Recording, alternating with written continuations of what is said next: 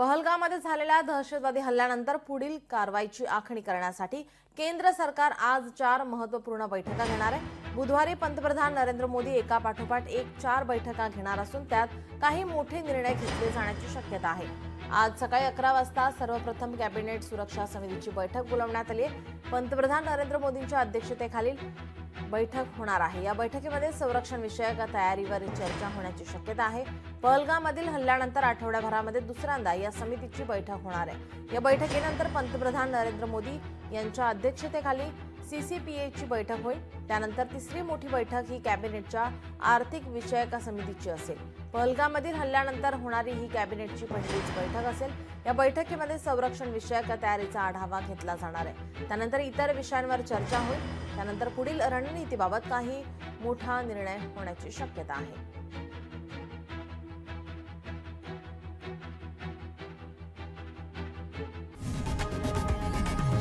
लोकशाही मराठी ऐका, पहा, जागरूक रहा।